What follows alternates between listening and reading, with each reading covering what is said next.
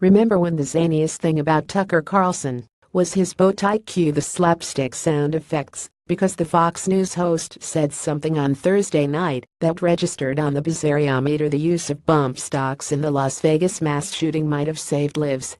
After one of his guests reasoned that the gunman would have claimed fewer lives if he hadn't used bump stocks, Carlson contended that the bump stocks might have saved lives.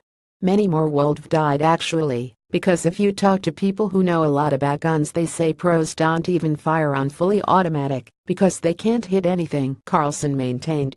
He later added, "I'm not defending bump stocks, I'm just saying, let's be real." Carlson was speaking to Avery Gardner of the Brady Campaign to Prevent Gun Violence about whether Americans should have the right to own firearms. Gardner said the group only wants to keep guns away from people who shouldn't have them, like violent criminals. What legislative solutions would prevent it? What we saw on Sunday night, Carlson asked.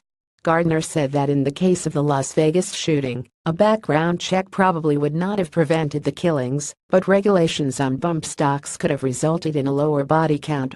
She also mentioned the availability of high-capacity magazines for civilians.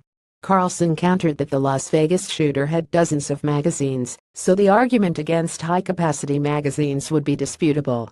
"We need to be focused on what would prevent the next shooting," Gardner said. After each of the too frequent mass shootings in the United States, the issue of gun control was brought up. The National Rifle Association (NRA) condemned any further restrictions on the right to bear arms, but added in a statement that despite the fact that the Obama administration approved the sale of bump fire stocks on at least 2 occasions, the National Rifle Association is calling on the Bureau of Alcohol, Tobacco, Firearms, and Explosives (BATF) to immediately review whether these devices comply with federal law.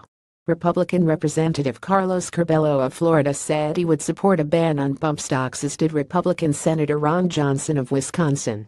"I definitely think we need to revisit the issue of gun safety," Curbelo told a Miami news station, Salon reported. "A question that I have started asking around here is, why are these bump stocks legal?" Johnson argued that the fact that fully automatic weapons are already illegal, and this makes another weapon capable of automatic fire, I would be supportive of regulating bump stocks.